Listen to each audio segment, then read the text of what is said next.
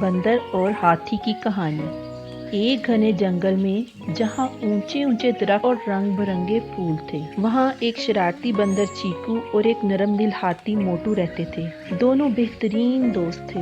حالانکہ وہ دونوں ایک دوسرے سے بہت مختلف تھے، پھر بھی ان میں بہت دوستی تھی۔ چیکو درختوں پر چھلانگیں لگانے اور شرارتیں کرنے میں ماہر تھا، جبکہ موٹو پرسکون اور عقل مند تھا، ہمیشہ دوسروں کی مدد کے لیے تیار رہتا تھا۔ ایک دن صبح کے وقت چیکو اور موٹو ایک چمکتی ندی کے قریب چہل قدمی کر رہے تھے، جب چیکو نے کہا، موٹو یار، میں نے سنا ہے کہ جنگل کے اندر ایک خفیہ خزانہ چھپا ہوا ہے، کیوں نہ ہم دونوں دوست مل کر اس خزانے کی تلاش پہ چلیں، کیا کہتے ہو؟ موٹو ہنس پڑا اور بولا، چیکو میرے دوست، خزانہ ہمیشہ سونا، چاندی اور زیورات ہی نہیں ہوتے، کبھی کبھی سب سے بہترین خزانہ مخلص دوستی اور اپنوں کا ساتھ بھی ہوتا ہے۔ چیکو موٹو کی بات تو سمجھ ہی گیا تھا، لیکن موٹو کو اپنی اس مہم میں شامل کرنے کے لیے بولا، چلو نا یار، میں خزانے تک تمہارے ساتھ کے بنا نہیں پہنچ پاؤں گا۔ چیکو کے بے حد اصرار کرنے پر موٹو اسے انکار نہ کر سکا، لہٰذا اگلے ہی دن دونوں دوست خزانے کی تلاش میں نکل پڑے۔ دونوں ایک دوسرے کے ساتھ عجیب و غریب راستوں پر چلتے ہوئے جنگل کے بیچوں بیچ پہنچ گئے۔ جوں جوں وہ آگے بڑھتے گئے، جنگل تاریک اور خاموش ہوتا گیا۔ اچانک جھاڑیوں سے سرسراہٹ کی آواز آئی۔ چیکو ڈر کر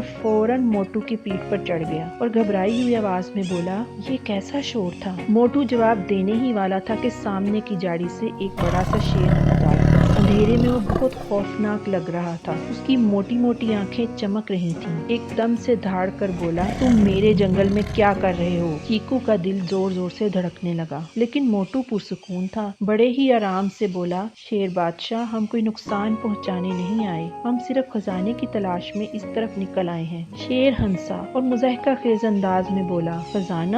واہ، بچے بھی اب خزانہ ڈھونڈنے نکلے ہیں۔ خیر، اگر تم کو خزانہ ڈھونڈنا ہی ہے تو پہلے میری ایک پہیلی کا جواب دینا ہوگا۔ دونوں نے فوراً ہی شیر کی بات پر حامی بھر لی۔ تو شیر بولا، ایسی چیز کا نام بتاؤ جس کا سر اور دم تو ہے لیکن جسم نہیں ہے۔ چیکو تو سوچ میں پڑ گیا، لیکن موٹو نے مسکرا کر جواب دیا، یہ سکہ ہے۔ شیر حیرت زدہ ہو کر بولا، صحیح جواب۔ اور پھر موٹو کی ذہانت سے خوش ہو کر بولا، چلو میں تمہاری تھوڑی سی مدد کر دیتا ہوں، ندی کے ساتھ ساتھ چلو گے تو جلدی خزانے تک پہنچ جاؤ گے۔ راستے کا معلوم ہوتے ہی دونوں نے اپنی راہ لی اور ندی کے ساتھ ساتھ چلنے لگے۔ کچھ ہی دیر بعد ایسی جگہ پہنچے جہاں انہیں ایک سنہری پھلوں والا درخت ملا۔ یہی ہے وہ خزانہ، چیکو خوشی سے چلایا اور بولا، موٹو دوست، یہ سب تمہارے بغیر کبھی ممکن نہیں ہوتا۔ اور خوش ہو کر موٹو کے گلے لگ گیا اور موٹو بولا، دوست، میں نہ کہتا تھا، فطرت کا اصل خزانہ تو سچی اور مخلص دوستی ہی ہے۔ ان دونوں نے وہ سنہری پھل جنگل کے باقی جانوروں میں بھی بانٹے۔ اس دن موٹو اور چیکو نے سیکھا کہ اصل خزانہ چیزیں نہیں بلکہ مخلص دوستی اور دوستوں کے ساتھ گزارے ہوئے خوبصورت لمحے ہیں۔